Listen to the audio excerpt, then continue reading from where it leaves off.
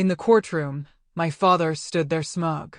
The 3 vacation houses in the Florida Keys are ours. My mother smirked. She doesn't deserve a penny. The judge opened my letter, read it, then chuckled loudly.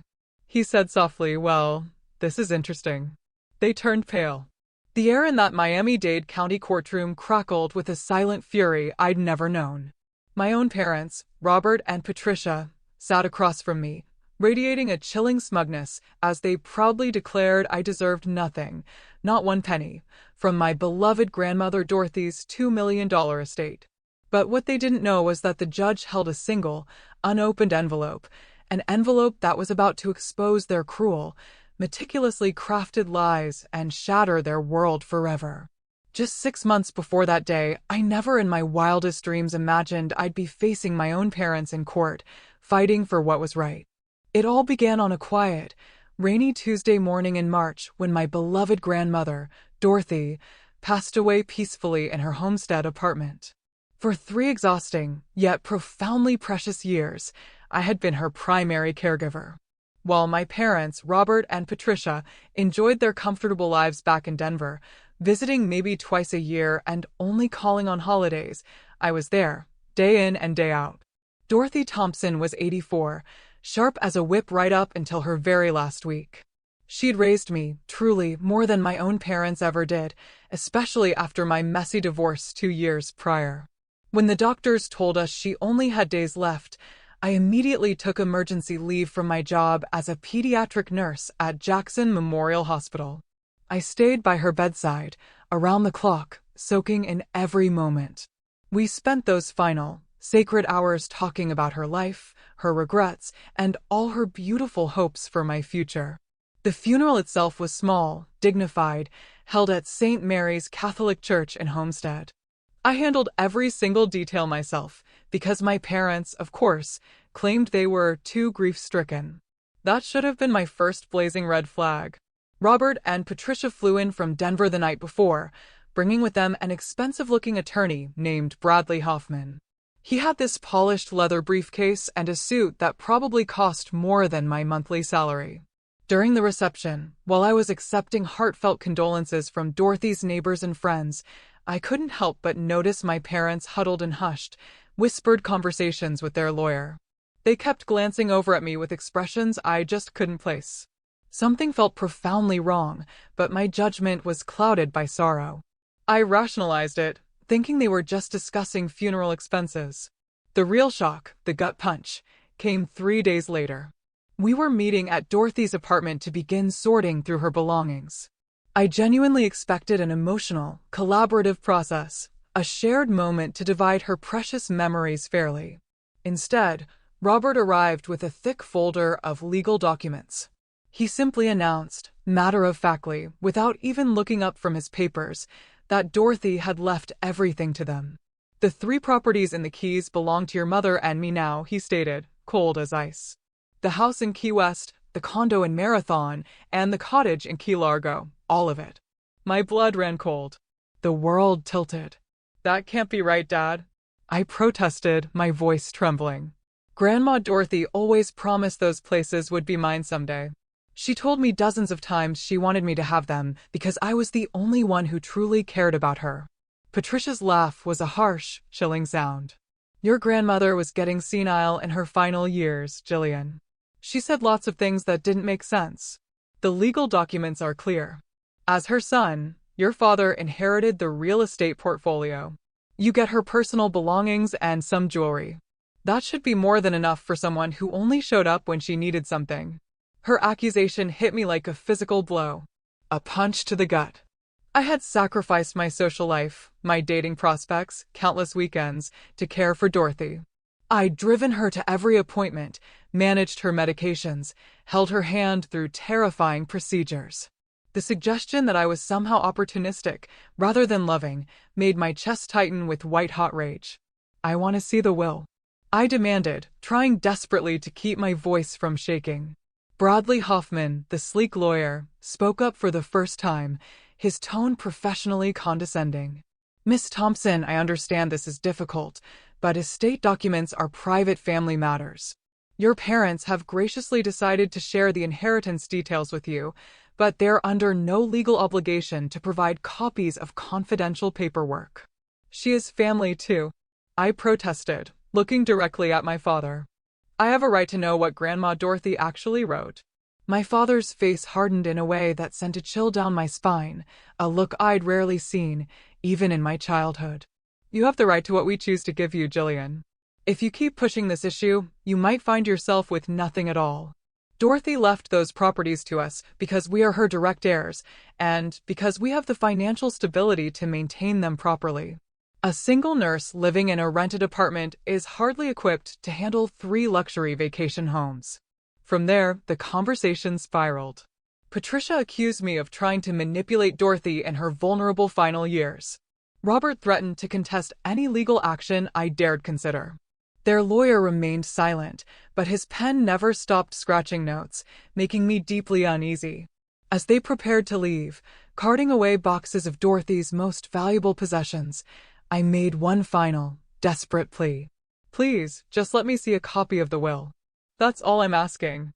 I need to know that this is really what she wanted. Robert turned back at the door, his face set in stone. If you pursue this matter legally, Jillian, you will lose more than just an inheritance. You will lose your family completely. Is that really what you want? The threat was clear, and it cut deep. But standing alone in Dorothy's now empty apartment that evening, surrounded by the few personal items they'd left me, something fundamental just didn't add up. Dorothy had been incredibly specific about her plans for those properties. She'd shown me architectural sketches for renovations she wanted me to make, discussed rental income projections, maintenance schedules. Most importantly, she'd made me promise to use them to help families with special needs children, a cause she was fiercely passionate about after decades volunteering with disabled veterans. That night, sleep was impossible. I began meticulously examining the documents my parents had shown me. The will was dated just 2 months before Dorothy's death, which felt profoundly odd for someone so meticulous about her affairs. The signature looked off, slightly different from others I'd seen. The witnesses? Complete strangers to me, despite knowing most of Dorothy's close friends. The more I studied those papers, the more a horrifying realization dawned on me. Something was terribly, terribly wrong. My parents hadn't just inherited Dorothy's properties through normal legal channels. They had somehow manipulated the entire situation to ensure I received nothing. And they had done it with a cold, calculated precision that screamed months of planning. The gut-wrenching realization that my own parents had potentially defrauded both me and Dorothy's memory ignited a rage I had never experienced before. But it also gave me something else, an unbreakable determination. If they thought their intimidation tactics would make me back down, they were about to discover just how utterly wrong they were. The next morning, I called in sick to work and drove straight to Dorothy's retirement community in Coral Gables. If I was going to uncover the truth, I needed to start with the people who knew her best during her final months. Dorothy had lived at Sunset Manor for 5 years and had developed close friendships with several residents and staff. My first stop was Helen Martinez, Dorothy's closest friend and next-door neighbor. Helen, 79, originally from Cuba, had a memory sharp as a tack. She invited me into her apartment, which smelled wonderfully of Café Cubano.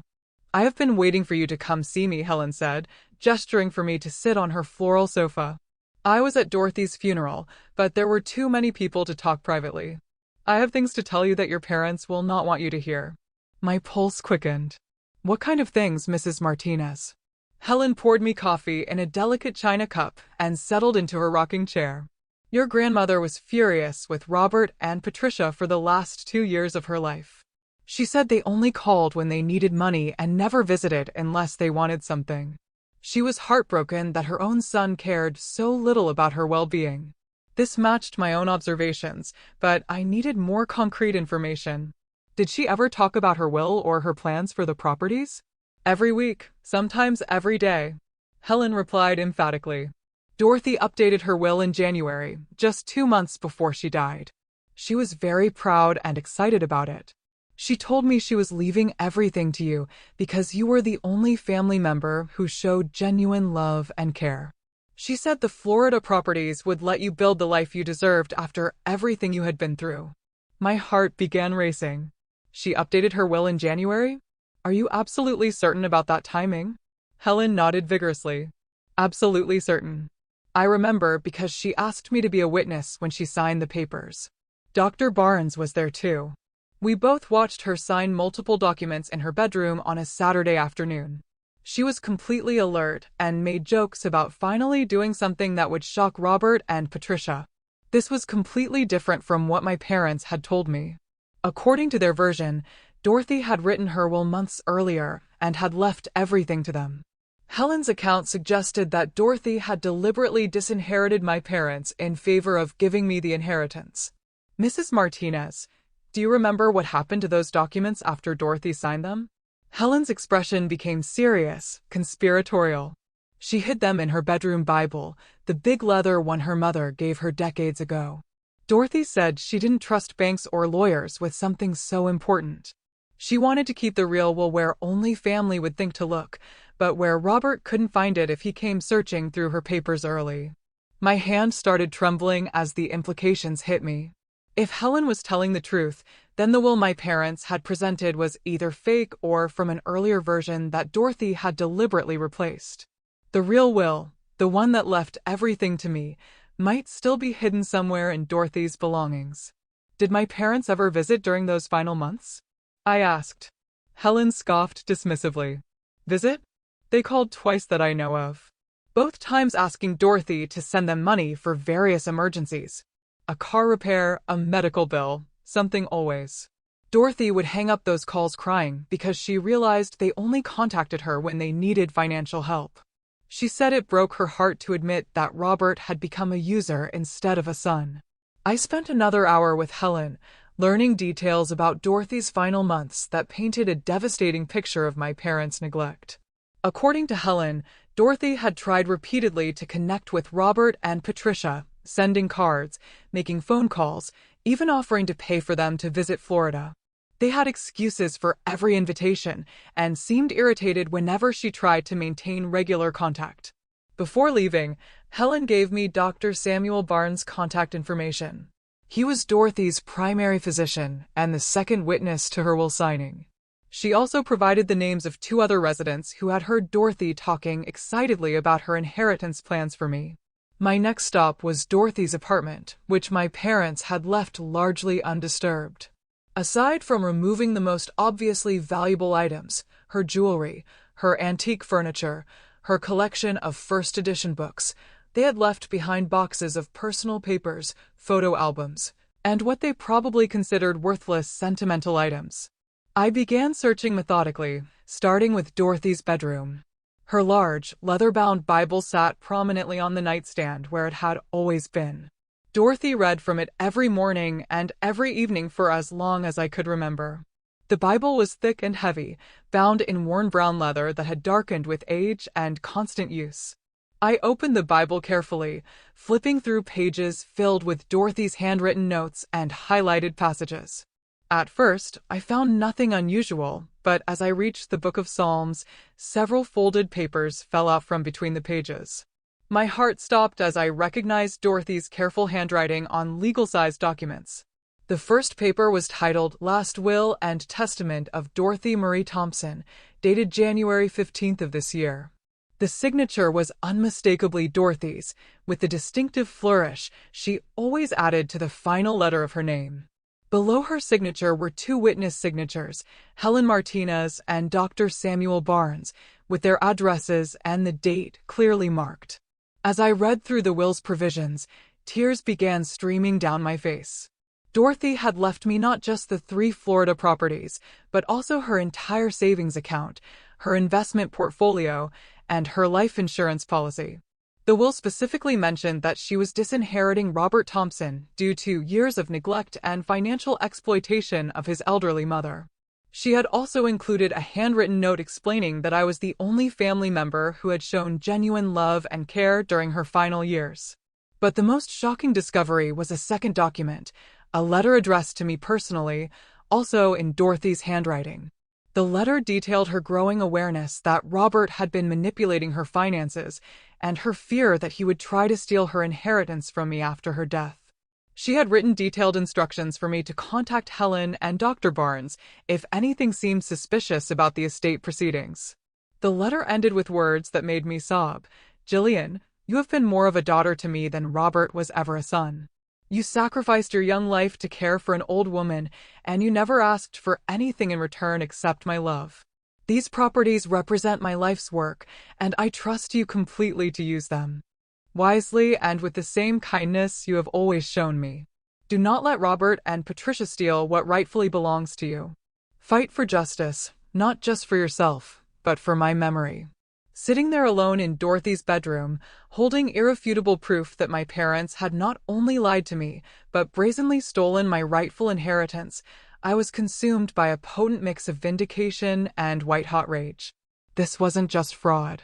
This was a direct betrayal of Dorothy's final, sacred wishes. They had tried to gaslight me, to make me believe I was the unreasonable one for questioning their outrageous story. I carefully photographed every single page of that real will and Dorothy's heartfelt letter with my phone. Then, I sealed the originals in a manila envelope for safekeeping. I also gathered other papers proving Dorothy's mental sharpness, handwritten grocery lists, appointment reminders, correspondence. Anything that showed she was lucid and engaged right up until the end. Before I left that apartment, I called Dr. Barnes and scheduled an appointment for the very next day. I also immediately began researching estate attorneys in Miami, specifically looking for someone with a fierce reputation in inheritance fraud cases. My parents thought they'd executed the perfect crime, but they had gravely underestimated both Dorothy's incredible foresight and my unyielding determination to honor her wishes. As I drove home that evening, it hit me, this was about so much more than money or property. This was about justice for Dorothy's memory. It was about holding my parents accountable for their utterly unconscionable behavior. They had manipulated an elderly woman, stolen from her estate, and tried to intimidate me into silent submission. But they were about to discover that their daughter was not as weak or naive as they believed. The real battle was just beginning, and for the first time since Dorothy's funeral, a flicker of fierce hope ignited within me. Truth, I knew, always has a way of surfacing. And I was going to make damn sure that Dorothy's final wishes were honored, exactly as she intended. By the way, if you're still with me, soaking in this unbelievable story, please make sure to hit that subscribe button. More raw, honest stories like this are coming your way, and I don't want you to miss them. The next morning, I met with Dr. Samuel Barnes at his medical office in South Miami. Dr. Barnes was a soft-spoken man in his 60s, Dorothy's physician for over 8 years. He remembered her so fondly and was visibly upset when I explained the monstrous things my parents had done. "Your grandmother was one of my most mentally sharp patients right up until her final week," Dr. Barnes told me, reviewing Dorothy's medical records. She had no signs of dementia, confusion, or cognitive decline. In fact, she was more alert and engaged than many patients half her age. The will signing I witnessed was completely legitimate. Dorothy knew exactly what she was doing and why she was doing it. Dr. Barnes provided me with copies of Dorothy's medical records from her final 6 months, which clearly documented her mental competency. He also wrote a formal letter stating his professional opinion that Dorothy had been fully capable of making legal decisions when she signed the will in January. "I should mention something else," Dr. Barnes added hesitantly. "About 3 months ago, your father called my office asking detailed questions about your grandmother's mental state. He wanted to know if I thought she was becoming confused or if her judgment might be impaired." Dr. Barnes paused. I told him absolutely not, that she was as sharp as ever. He seemed disappointed by that answer. This revelation sent chills down my spine. Robert had been laying groundwork for his fraud attempt months in advance, trying to establish grounds for claiming Dorothy was mentally incompetent when she disinherited him. The premeditation made their betrayal even more calculated and cruel. Armed with medical documentation of Dorothy's competency, I contacted Maria Rodriguez, an estate attorney who specialized in inheritance fraud cases. Maria had excellent reviews and a reputation for aggressive advocacy on behalf of defrauded heirs. Her office was in downtown Miami, and she agreed to meet with me that afternoon for an emergency consultation. Maria was a sharp-eyed woman in her 40s who listened intently as I explained the situation and presented the evidence I had gathered. She examined Dorothy's authentic will, Helen's witness statement, Dr. Barnes' medical records, and the forged documents my parents had presented. "This is a clear case of estate fraud," Maria said without hesitation. "Your parents forged a will and are attempting to steal property that legally belongs to you. But I suspect this goes deeper than just document forgery. Let me run some financial investigations before we proceed with legal action." Over the next 2 weeks, Maria's team conducted a thorough analysis of Dorothy's financial accounts and discovered a pattern of abuse that shocked even me. The investigation revealed that Robert and Patricia had convinced Dorothy to give them power of attorney years earlier, claiming they needed it for emergency medical decisions if she ever became incapacitated. Instead of using the power of attorney responsibly, they had systematically withdrawn money from Dorothy's savings account for their personal use. Bank records showed regular transfers of $2,000 to $3,000 every few months, always accompanied by emotional phone calls where Robert claimed to have financial emergencies that required immediate help. The stolen money had funded luxury vacations to Europe and California, a new BMW for Patricia, and expensive home renovations in Denver. During the same period, Dorothy had been carefully budgeting her own expenses and even skipping some medical treatments because she thought she could not afford them. "They stole over $50,000 from your grandmother over 2 years, Maria explained, showing me the detailed financial analysis. But the most egregious theft occurred just days before her death. Maria presented evidence that was even more disturbing than the systematic financial abuse. 3 days before Dorothy died, while she was heavily medicated and barely conscious in the hospital, Robert had somehow convinced her to sign documents changing her life insurance beneficiary from me to him. The hospital records showed that Dorothy was receiving strong pain medications and was drifting in and out of consciousness during those final days. The nurse's notes indicated she was often confused about where she was and had difficulty recognizing visitors. Yet somehow, Robert claimed she had been alert enough to make major financial decisions about her life insurance policy. "This is elder abuse at its worst," Maria said angrily. "They manipulated a dying woman for financial gain. We are not just talking about estate fraud anymore. This involves multiple felonies, including forgery, theft, elder abuse, and exploitation of a vulnerable adult." The life insurance policy was worth $125,000 and had originally been designated for me to help cover educational expenses if I decided to pursue advanced nursing degrees. Dorothy had specifically explained this to me several times, saying she wanted to support my career development even after she was gone. Maria also discovered that my parents had been pressuring Dorothy to take out a reverse mortgage on her homestead apartment, which would have given them access to even more of her equity. Fortunately, Dorothy had refused that manipulation, but the attempts showed the breadth of their financial predation. "We need to file a comprehensive lawsuit immediately," Maria advised. "Every day that passes gives them more time to hide assets or dispose of evidence. I am also going to recommend that we refer this case to the Miami-Dade State Attorney's Office for criminal prosecution." As Maria's team prepared our legal documents, I struggled with the emotional reality of what we were uncovering.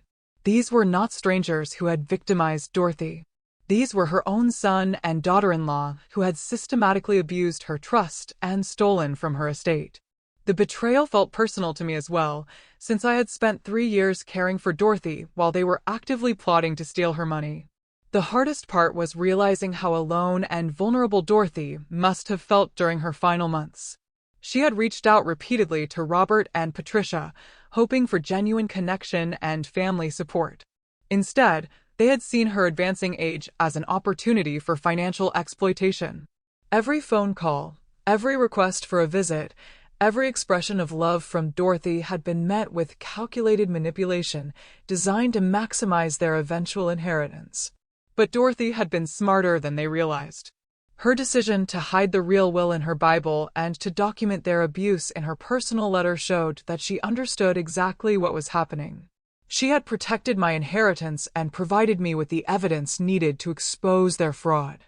2 days before we filed the lawsuit, I made one final attempt to resolve things privately. I called Robert and Patricia, hoping that confronting them with evidence might convince them to return Dorothy's property voluntarily and avoid the public embarrassment of a court battle. Robert's response was immediate and threatening. "You are making a huge mistake, Jillian. If you pursue this, I will make sure everyone knows what kind of person you really are. I will destroy your nursing career and your reputation in this community. You will lose everything, including any chance of having a relationship with your family." His threats only strengthened my resolve. Dorothy had entrusted me with seeking justice, and I was not going to let intimidation tactics stop me from honoring her final wishes. Maria filed our lawsuit the next morning, and we also submitted a formal complaint to the state attorney's office requesting criminal charges.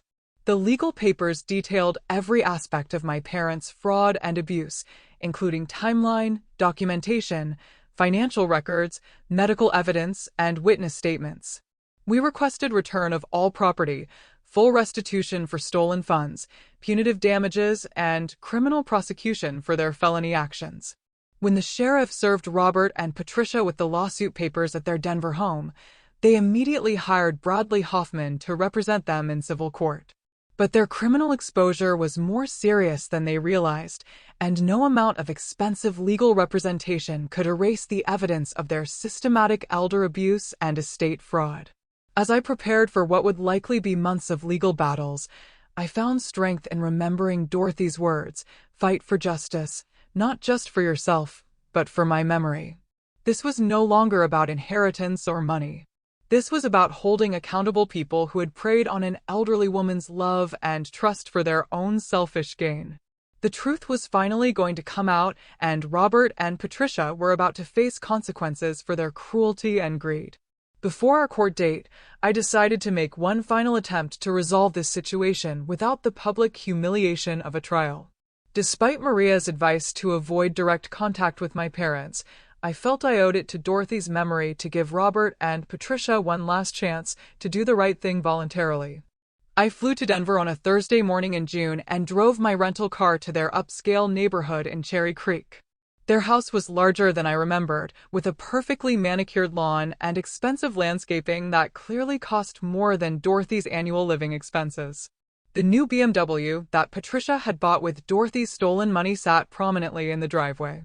Robert answered the door wearing a golf outfit that probably cost more than most people spend on clothes in 6 months. His expression shifted from surprise to anger when he saw me standing on his doorstep. "What are you doing here, Jillian? I thought I made it clear that you were not welcome in this family anymore." "I came to give you one last opportunity to return what belongs to me and avoid a very public trial," I replied calmly.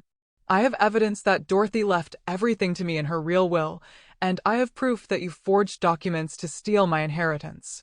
Robert stepped outside and closed the door behind him, clearly not wanting Patricia to hear our conversation. "You do not know what you are talking about."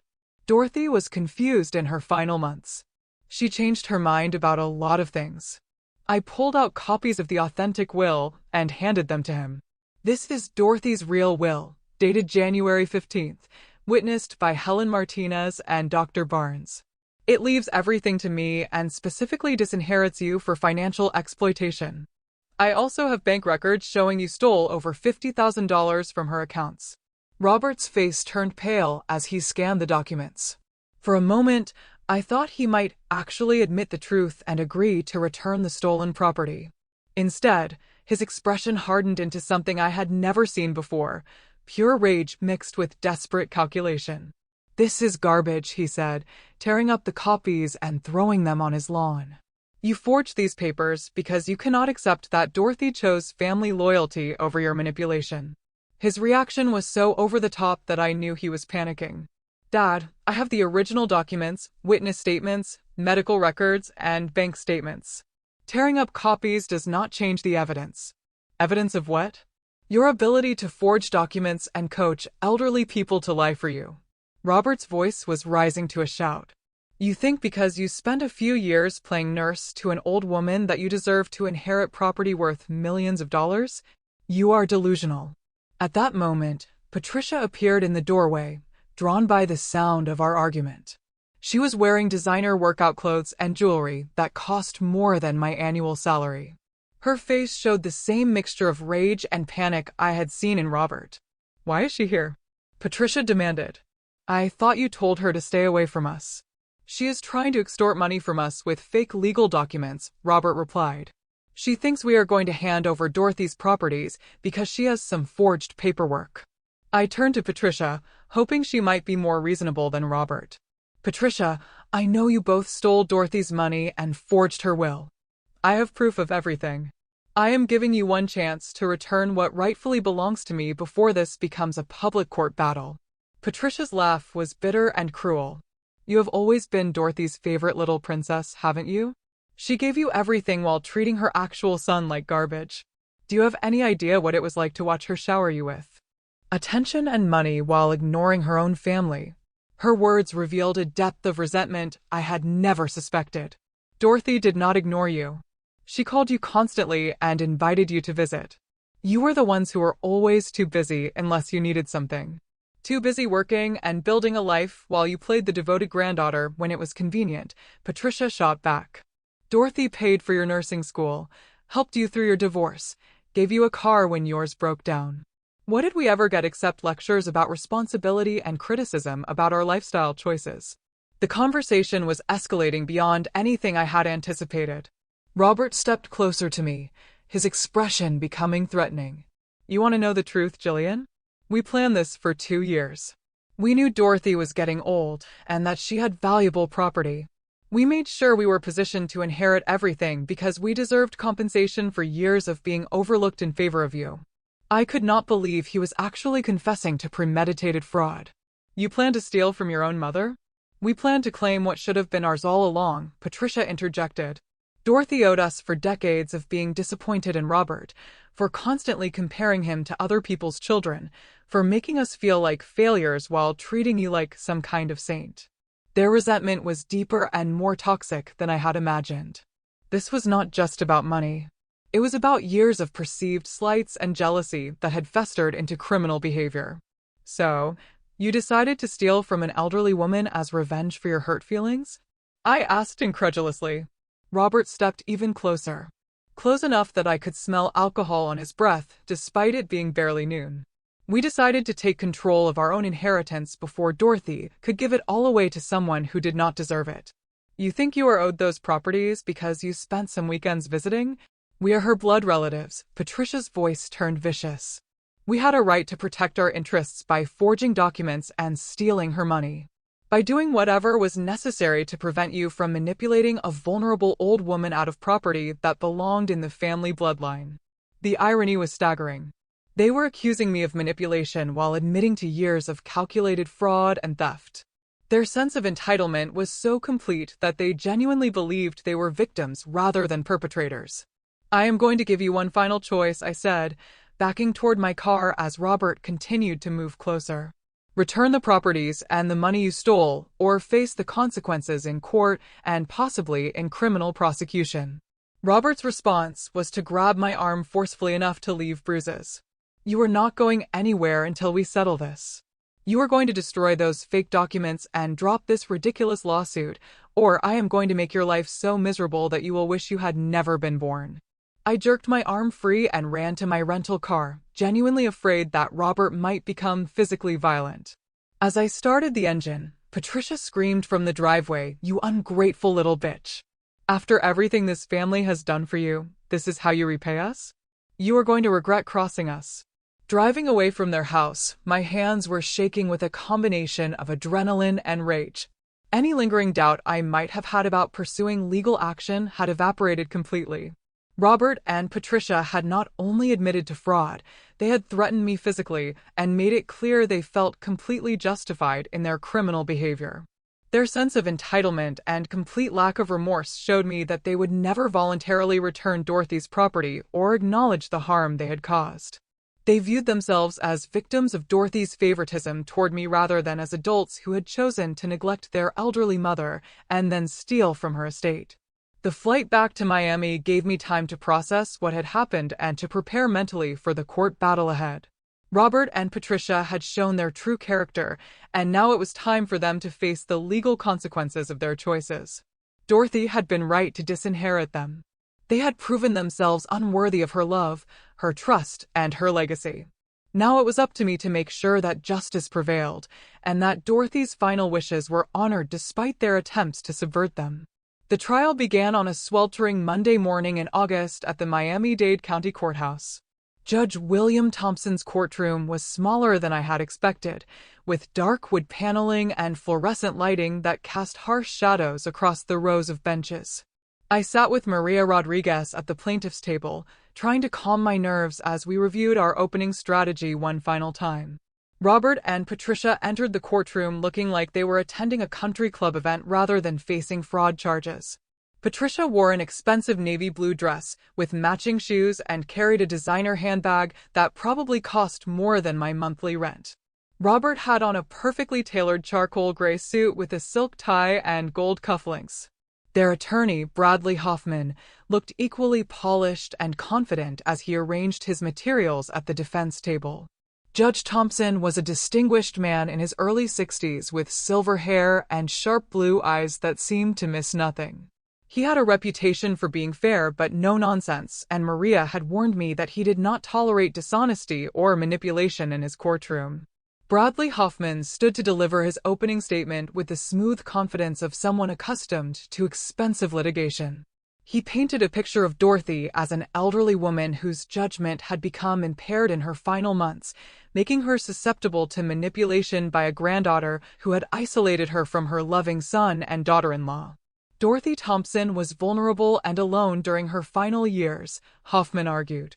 My clients, Robert and Patricia Thompson, live in Denver and were unable to visit as frequently as they would have liked due to work obligations and financial constraints. Miss Jillian Thompson took advantage of this geographical separation to insert herself as the primary caregiver and systematically turned Dorothy against her own son. Hoffman's narrative was skillfully crafted but completely false.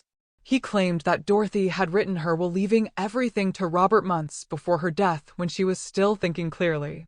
According to his version, the documents Jillian presented were either forged or represented Dorothy's confused ramblings during her final weeks when she was not mentally competent to make legal decisions. The evidence will show that Dorothy Thompson made a thoughtful and legally binding decision to leave her estate to her son, who had been her faithful supporter for decades. Miss Jillian Thompson's claims of a later will are a desperate attempt to overturn her grandmother's legitimate wishes through fraudulent documentation. When Maria stood to deliver our opening statement, she took a completely different approach. Rather than making sweeping claims, she methodically outlined the evidence we would present: bank records, medical documentation, witness testimony, and handwriting analysis that would prove Dorothy's authentic will had been replaced with a forgery. Ladies and gentlemen, this case is about a calculated fraud perpetrated against an elderly woman by her own son and daughter-in-law. They abandoned her, exploited her, and then forged documents to steal an inheritance that rightfully belonged to the plaintiff. Maria's tone was calm and factual, which made her accusations even more powerful. She promised to present evidence that would prove Dorothy was mentally sharp when she wrote her authentic will, that Robert and Patricia had been neglecting her for years, and that they had planned their inheritance theft well in advance. The first day of testimony began with character witnesses. Helen Martinez took the stand wearing her best dress and speaking with the dignity of someone who had lived through real hardship and understood the difference between right and wrong. She testified about Dorothy's mental sharpness, her excitement about updating her will, and her heartbreak over Robert's neglect. Dorothy was as smart as any person I have ever known, Helen said firmly. She read newspapers every day, did crossword puzzles, balanced her own checkbook, and remembered every detail about her friends and family. When she signed that will in January, she knew exactly what she was doing and why she was doing it. Bradley Hoffman tried to undermine Helen's testimony by suggesting she was motivated by friendship loyalty rather than objective truth. But Helen's responses were so sincere and specific that even he seemed uncomfortable attacking an elderly woman who was clearly telling the truth. Dr. Barnes testified next, presenting Dorothy's medical records and his professional assessment of her cognitive abilities. His testimony was particularly damaging to my parents' case because it provided clinical documentation that Dorothy had no signs of dementia or mental impairment during the time period when they claimed she was confused. In my professional opinion, Dorothy Thompson was fully capable of making legal decisions right up until her final week of life, Dr. Barnes stated clearly. She had no cognitive decline, no confusion, and no signs of the mental impairment that would be necessary to claim she lacked testamentary capacity. When Hoffman cross-examined Dr. Barnes, he tried to suggest that elderly patients could have good days and bad days that might not be captured in medical records. But Dr. Barnes was prepared for this attack and referenced specific examples of Dorothy's mental acuity from multiple appointments during her final months. The afternoon session focused on financial evidence. Maria presented bank records showing the systematic theft of Dorothy's money by Robert and Patricia over a 2-year period. The pattern was so clear and documented so thoroughly that even Hoffman seemed surprised by the extent of their financial abuse. These transfers were not gifts or legitimate financial assistance, Maria explained to the jury. These were unauthorized withdrawals made possible by a power of attorney that was obtained through false pretenses and then abused for personal enrichment. The most dramatic moment of the first day came when Maria presented evidence about the life insurance policy changes that Robert had convinced Dorothy to sign during her final days in the hospital. The medical records showed Dorothy was heavily sedated and barely conscious when those papers were signed. This represents elder abuse at its most despicable level, Maria stated. Taking advantage of a dying woman's vulnerability to steal money that was intended for her granddaughter's education. Judge Thompson examined the life insurance documents carefully, and I could see his expression grow more serious as he reviewed the timeline. When he looked up at Robert, his disapproval was obvious, even though he maintained judicial neutrality. The first day ended with Hoffman calling Robert to testify on his own behalf. Robert took the stand with confidence, presenting himself as a loving son who had been unfairly accused by a vindictive granddaughter. He testified that Dorothy had always intended to leave her estate to him as her direct heir, and that all financial transactions had been legitimate gifts or assistance requests from Dorothy herself. My mother was generous with her money throughout her life, Robert testified. When she offered to help us with expenses or emergencies, we accepted gratefully because that was her way of showing love to her family. Robert's testimony was smooth and well-rehearsed, but Maria was prepared for his lies. When she cross-examined him, she began by asking simple questions about his visits to Dorothy and his phone calls with her during her final year. How many times did you visit your mother in Florida during her final year of life? Robert hesitated, clearly not expecting such a direct question. Several times. I cannot give you exact dates without checking my calendar. Maria presented airline records that she had subpoenaed. According to these records, you flew to Florida exactly twice in the year before your mother's death. Both visits lasted less than 48 hours. Is that your definition of being a loving and attentive son? The courtroom was silent as Robert struggled to explain why he had visited his dying mother only twice while I was providing daily care. His answers became defensive and contradictory, making him look exactly like what he was, a neglectful son who was lying to justify stealing his mother's money. But the real shock came when Judge Thompson interrupted the cross-examination with an unexpected question. Mr. Thompson, may I examine the will documents that form the basis of your inheritance claim? Hoffman handed the forged will to the judge, who studied it carefully for several long minutes. The courtroom was completely quiet as Judge Thompson examined the signature and witness information. Finally, Judge Thompson looked up with an expression that sent chills through my parents' legal team. "This is very interesting," he said quietly. "I knew Dorothy Thompson personally for over 30 years through various charity organizations in South Florida. I am quite familiar with her handwriting." The color drained from Robert's face as the implications became clear. Judge Thompson was not just reviewing the case objectively. He had personal knowledge of Dorothy and could identify forgeries based on his own experience with her authentic writing. "We will continue this examination tomorrow," Judge Thompson announced. Court is adjourned. As we left the courthouse that evening, Maria was cautiously optimistic about our progress, but I could see that my parents were beginning to panic. Their confident facade was cracking as they realized that their carefully planned fraud was being exposed piece by piece. The real fireworks would come the next day when Judge Thompson revealed exactly what he had discovered about their forged documents. The second day of trial began with an atmosphere of tension that was almost suffocating. Judge Thompson entered the courtroom carrying a large folder and wearing the expression of someone who had spent considerable time analyzing evidence overnight. My parents sat rigidly at the defense table, and I noticed that Patricia's hands were trembling slightly as she pretended to review documents. Judge Thompson addressed the courtroom before testimony resumed. After examining the will documents presented by the defense, I have some questions that need to be answered before we proceed. Mr. Hoffman, I would like you to call Robert. Thompson backed to the witness stand. Robert looked pale but confident as he took his oath again. He clearly believed that his polished demeanor and expensive legal representation would carry him through any challenges to his story. Judge Thompson opened the folder and removed several documents. Mr. Thompson, you have testified that your mother signed this will, leaving you her entire estate. You have also testified that she did this because she trusted you to handle her affairs responsibly. Is that correct? Yes, Your Honor. My mother knew that Patricia and I had the financial stability and experience to manage her properties properly. Judge Thompson nodded and then dropped a bombshell that changed everything. Mr. Thompson, I personally knew your mother for over 30 years. We served together on the board of the Veterans Support Foundation, and I was familiar with her handwriting from countless documents she signed during that time. The signature on this will is not your mother's authentic signature. The courtroom erupted in whispers and gasps. Bradley Hoffman looked like he had been hit by a truck while Robert's face went completely white. Your Honor, Hoffman protested. While we respect your personal relationship with Mrs. Thompson, handwriting analysis should be conducted by professional experts rather than personal observation.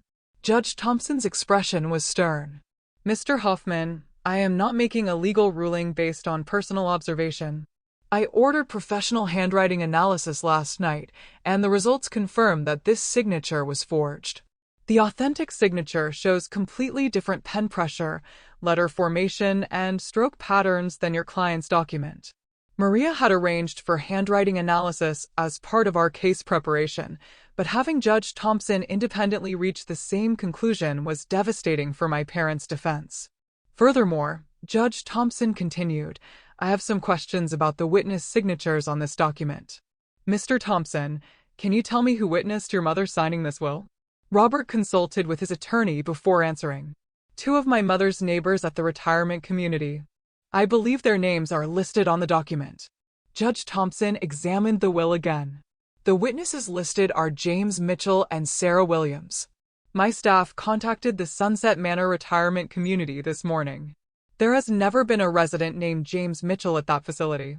Sarah Williams moved to Ohio 18 months ago and has been contacted by investigators. She states that she never witnessed your mother signing any legal documents and that her signature on this will is a forgery. The revelation hit the courtroom like a thunderbolt.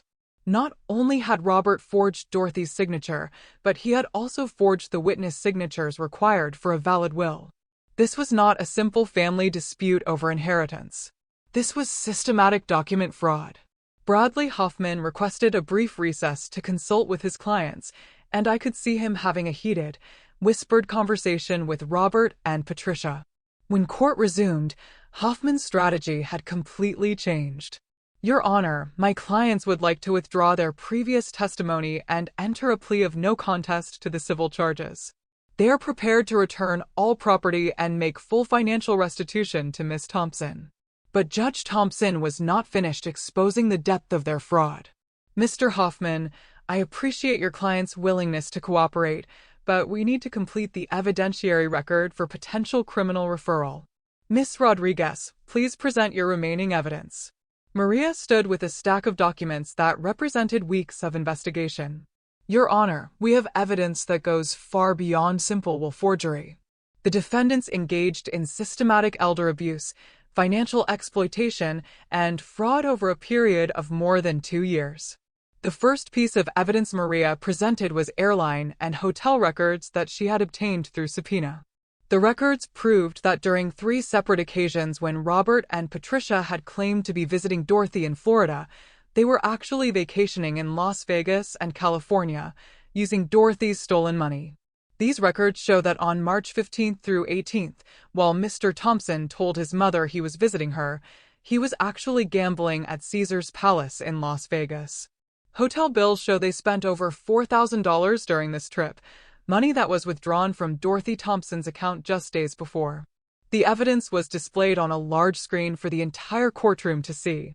Credit card receipts showed expensive meals, casino gambling, and luxury hotel accommodations, all funded by money stolen from Dorothy's savings.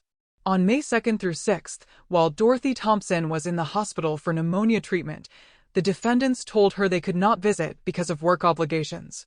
Travel records show they were actually in San Francisco on vacation, staying at the Ritz-Carlton and dining at expensive restaurants. Each piece of evidence painted a picture of callous disregard for Dorothy's well-being while she was struggling with health problems and longing for family support. Robert and Patricia were using her money to fund luxury vacations and lying about their whereabouts. The most damning evidence came from phone records that showed the pattern of their manipulation. Dorothy had called Robert repeatedly during her final months, often leaving voicemail messages begging him to visit or at least call her back. The phone logs showed that Robert rarely answered her calls and often went weeks without returning her messages. On Dorothy Thompson's final day alive, when she was calling family members to say goodbye, phone records show she attempted to reach Robert Thompson 6 times. He was in Las Vegas during this time period and never answered his phone. Dorothy Thompson died alone because her son chose gambling over spending her final hours with her. The courtroom was completely silent as the full scope of Robert and Patricia's cruelty became clear. They had not just stolen Dorothy's money. They had abandoned her emotionally during the most vulnerable time of her life. Maria presented additional evidence showing that Robert had convinced Dorothy to change her life insurance beneficiary while she was heavily sedated and barely conscious in the hospital. Medical records proved that Dorothy was receiving morphine and other medications that impaired her cognitive abilities when those documents were signed. This represents the most despicable form of elder abuse, Maria stated, taking advantage of a dying woman's medicated state to steal money that was intended for her granddaughter's education. The insurance policy documents were clearly signed by someone with impaired motor control. Dorothy's normally neat signature was shaky and incomplete, showing that she was not in any condition to make financial decisions. Judge Thompson examined each piece of evidence carefully, and his expression grew more disapproving with every revelation. When Maria finished presenting the evidence, he addressed my parents directly. Mr. and Mrs. Thompson, I have been on this bench for 22 years, and I have rarely seen such systematic and callous elder abuse. You manipulated a vulnerable elderly woman, stole her money, abandoned her emotionally, and then attempted to defraud her estate through document forgery. Your behavior represents a level of greed and cruelty that is both shocking and unconscionable. Patricia began crying, but whether from remorse or fear of consequences was unclear. Robert sat silently, apparently realizing that their situation was hopeless. Bradley Hoffman stood to address the court. Your Honor, my clients acknowledge their mistakes and are prepared to make full restitution. They request the court's mercy in resolving this matter civilly rather than pursuing criminal charges. But Judge Thompson's expression made it clear that mercy was not something he was inclined to offer. Mr. Hoffman, this case involves multiple felonies, including forgery, theft, elder abuse, and exploitation of a vulnerable adult. I am required to refer this matter to the State Attorney's Office for criminal prosecution, regardless of any civil settlement. The revelation that criminal charges were inevitable hit my parents like a physical blow. Patricia's crying became louder, and Robert finally showed the first signs of genuine panic. Maria concluded our presentation by reading portions of Dorothy's personal letter that explained her reasoning for disinheriting Robert and leaving everything to me. Dorothy's words from beyond the grave were a powerful testament to the love and care I had shown her versus the neglect and exploitation she had suffered from her own son. As the court session ended, Judge Thompson announced that he would issue his ruling the following morning. But the outcome was no longer in doubt. The evidence of fraud and elder abuse was overwhelming, and my parents' lies had been exposed completely. Walking out of the courthouse that evening, I felt a mixture of vindication and sadness. Justice was finally going to be served, but the process had revealed just how cruel and selfish my parents truly were. Dorothy had been right to protect her estate from their greed, and now her wishes were going to be honored exactly as she had intended. The final day of trial arrived with the weight of inevitability. Judge Thompson entered his courtroom that Friday morning, carrying a thick folder of legal documents and wearing the expression of someone who had spent considerable time crafting a comprehensive ruling. The gallery was fuller than it had been during the previous sessions, with several local reporters present to cover what had become a notable case of family fraud and elder abuse. Robert and Patricia sat at the defense table looking defeated and frightened. Patricia clutched a tissue box and kept glancing nervously toward the exit, as if considering whether she could somehow escape the consequences that were about to be delivered. Robert stared straight ahead with the hollow expression of someone who finally understood that his carefully planned crime had failed completely. Judge Thompson began his ruling by addressing the evidence that had been presented during the trial. His voice was measured, but carried an underlying current of controlled anger that made every word feel significant. In over 2 decades on this bench, I have presided over numerous estate disputes, many involving family members who disagree about inheritance matters. However, this case represents something far more serious than a typical inheritance disagreement. The evidence presented in this courtroom reveals a pattern of elder abuse, financial exploitation, and systematic fraud that shocks the conscience.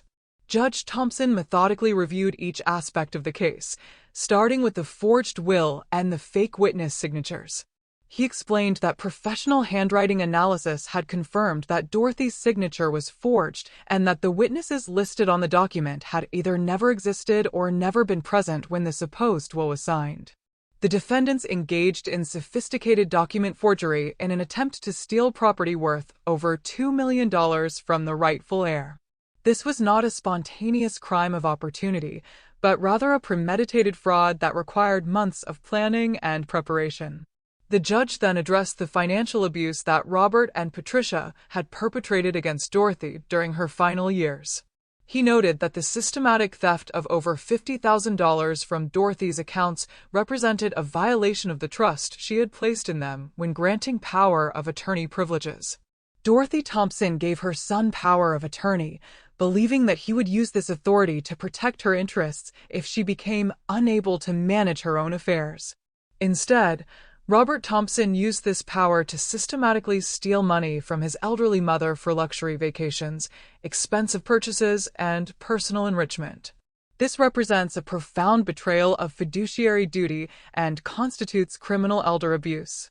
Judge Thompson's analysis of the life insurance manipulation was particularly scathing. He noted that convincing a heavily medicated dying woman to change her beneficiary designations represented exploitation of a vulnerable adult at the most despicable level. The evidence shows that Dorothy Thompson was receiving powerful pain medications and was drifting in and out of consciousness when Robert Thompson convinced her to sign documents changing her life insurance beneficiary. Medical records clearly indicate that Dorothy was not in any condition to make informed financial decisions during this time period. This behavior represents elder abuse of the most callous and unconscionable nature. The judge then addressed the authentic will that Dorothy had hidden in her Bible and the personal letter she had written explaining her decision to disinherit Robert in favor of leaving everything to me. Dorothy Thompson was mentally sharp and fully capable of making legal decisions when she wrote her authentic will in January. The evidence proves conclusively that she intended to leave her entire estate to her granddaughter Jillian Thompson, who had provided loving care during Dorothy's final years, while her son and daughter-in-law neglected her emotional and physical needs. Judge Thompson's ruling was comprehensive and unambiguous. He ordered Robert and Patricia to immediately transfer all property titles to me, including the 3 Florida vacation homes and all associated assets. He also ordered them to pay full restitution for the money they had stolen from Dorothy's accounts, plus additional damages totaling $400,000 for their fraudulent actions. The defendants will pay all attorney fees and court costs associated with this litigation. They are permanently enjoined from challenging this ruling or attempting to claim any portion of Dorothy Thompson's estate in the future. But Judge Thompson was not finished delivering consequences. He announced that he was referring the case to the Miami-Dade State Attorney's Office for criminal prosecution on charges including forgery, theft, elder abuse, exploitation of a vulnerable adult, and perjury. The criminal behavior documented in this case cannot be resolved through civil remedies alone. The defendant's actions warrant criminal prosecution to ensure accountability and to deter similar crimes against elderly victims. The judge also issued a restraining order prohibiting Robert and Patricia from contacting me directly or indirectly, and he ordered them to have no involvement in the management or disposition of any property that had belonged to Dorothy. As Judge Thompson concluded his ruling, Patricia broke down completely, sobbing loudly enough that court security had to escort her from the courtroom. Robert sat in stunned silence, apparently unable to process the magnitude of the consequences he was facing. Bradley Hoffman attempted to request time for an appeal, but Judge Thompson denied the motion, noting that the evidence of fraud was so overwhelming that any appeal would be frivolous and without merit. The defendants engaged in systematic criminal behavior over a period of years. The evidence of their guilt is conclusive and undeniable. This court will not entertain dilatory tactics designed to delay justice for the victim of their crimes. When the formal proceedings concluded, Maria and I met with representatives from the state attorney's office who explained that criminal charges would be filed within the next week. They indicated that the evidence was so strong that plea negotiations would likely focus on prison sentences rather than probation. In the weeks following the trial, the full scope of justice began to unfold. Robert and Patricia were both indicted on multiple felony charges and eventually plea bargained to prison sentences of 18 months each. They were also required to pay substantial fines and were permanently barred from serving as guardians or holding power of attorney for any elderly persons. The property transfers were completed within 30 days of the court ruling. I became the rightful owner of Dorothy's 3 beautiful vacation homes in the Florida Keys, along with her investment accounts and life insurance proceeds. The total inheritance was worth approximately $2.3 million, exactly as Dorothy had intended when she wrote her authentic will. But for me, the financial windfall was less important than the sense of justice and closure. Dorothy's final wishes had been honored despite my parents' attempts to subvert them through fraud and manipulation. Her memory had been vindicated, and her trust in me had been validated by the legal system. 6 months after the trial concluded, I made a decision that I believe would have made Dorothy proud. I renovated the largest of the 3 properties in Key West, transforming it into a vacation rental facility specifically designed for families with special needs children. The house was equipped with wheelchair accessibility, sensory-friendly spaces, and specialized equipment that made it possible for families dealing with disabilities to enjoy a Florida vacation they might not otherwise be able to afford. The second property in Marathon became my personal retreat, a place where I could escape from the demands of my nursing career and remember the woman who had shaped my values and supported my dreams. I kept Dorothy's furniture and personal belongings in this house, creating a living memorial to her kindness and wisdom. The third property in Key Largo was sold, and the proceeds were used to establish the Dorothy Thompson Scholarship Fund for nursing students from low-income families. The scholarship provided full tuition assistance for students who demonstrated both academic excellence and a commitment to serving vulnerable populations. Dorothy's investment accounts and life insurance proceeds allowed me to expand these charitable activities and to pursue advanced degrees in pediatric nursing without financial stress. Every decision I made about using Dorothy's inheritance was guided by the values she had taught me: compassion, service to others, and the responsibility to use privilege for the benefit of those who were less fortunate. 1 year after the trial, while organizing Dorothy's personal papers, I discovered a final letter that she had hidden in a different part of her Bible. The letter was addressed to me and dated just 1 week before her death. In it, Dorothy expressed complete confidence that I would always make the right choices about how to use whatever inheritance she left me. "Jillian," she wrote in her careful handwriting, "I know that you will honor my memory, not through how much money you inherit, but through how you use whatever resources I am able to leave you. You have already shown me more love and care than I had any right to expect, and I trust completely that you will continue to make choices that reflect the values we have shared together. Use these properties and this money to build the life you deserve. But never forget that the greatest inheritance I can give you is the knowledge that you are loved unconditionally and that you have the strength to overcome any challenge that life presents to you." Dorothy's letter ended with the words that became my guiding principle: stand up for what is right, not because it is easy, but because justice and truth matter more than comfort or convenience. The people who try to silence you through intimidation or manipulation are afraid of your strength. Never let their fear prevent you from doing what you know is correct. Reading those words 1 year later, I realized that Dorothy had known exactly what would happen after her death. She had anticipated that Robert and Patricia would try to steal her inheritance, and she had prepared me emotionally and practically to fight for justice. Her decision to hide the authentic will and to document their abuse had given me the tools I needed to expose their fraud and reclaim what rightfully belonged to me. The experience taught me that family is defined not by blood relationships, but by genuine love, care, and mutual support. Robert and Patricia had shared DNA with Dorothy, but they had never shown her the respect, affection, and attention that defines true family bonds. Their sense of entitlement to her property was based on genetics rather than relationship, and their willingness to steal from her proved that they had never understood what family actually means. In contrast, Dorothy and I had built a relationship based on mutual love, shared values, and genuine care for each other's well-being.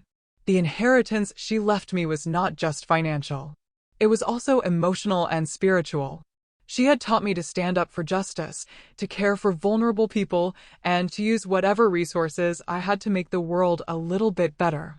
Watching those families, especially the children with special needs, finally experience a worry-free vacation at Dorothy's Key West property, it's a feeling I can't describe. It's like her spirit, her compassion, lives on through every smile, every splash in the accessible pool. The scholarship recipients, budding nurses from low-income families, carrying forward her commitment to service. That's her legacy, too. Sometimes, through mutual acquaintances, I hear updates about Robert and Patricia. They served their sentences. They were released with probation, massive debt from legal fees, and restitution payments. Their comfortable Denver lifestyle? Long gone. They struggle financially, burdened by the social shame of their convictions. I feel no satisfaction from their suffering, but I also feel no sympathy. They made deliberate choices. They chose greed over family, deception over honesty, cruelty over compassion. The consequences they face are, quite simply, the natural result of their own actions. The greatest, most profound lesson I learned from this entire experience is that truth and justice do eventually prevail. But only if someone is brave enough to fight for them. Dorothy trusted me to seek that justice, not just for myself, but for her memory and her values. Standing up to that intimidation, that cold-blooded fraud, was difficult. It was emotionally agonizing. But it was also absolutely necessary and, ultimately, deeply rewarding. Dorothy's inheritance gave me financial security, yes, but more importantly, it gave me a deeper understanding of my own strength, my own values. I learned I was capable of fighting for what was right, even when facing opposition from people I had once trusted and, yes, even loved. Dorothy Thompson may be gone, but her influence continues. It lives on through every life she touches, through the vacation rental, the scholarship program, and the powerful example she set for standing up to injustice. Her authentic will was more than a legal document. It was a final act of love and faith that continues to change lives, years after her death. The court battle that began with forged documents and the deepest family betrayal ended with justice served and a legacy preserved. Sometimes, the hardest fights are the most important ones. And sometimes, the greatest inheritance isn't money at all, but the unwavering knowledge that someone believed in you enough to trust you with their dreams. So, I have to ask you, have you ever had to stand up for what was right, even when it meant confronting people you loved? Tell me your thoughts in the comments below. I'd really love to hear from you.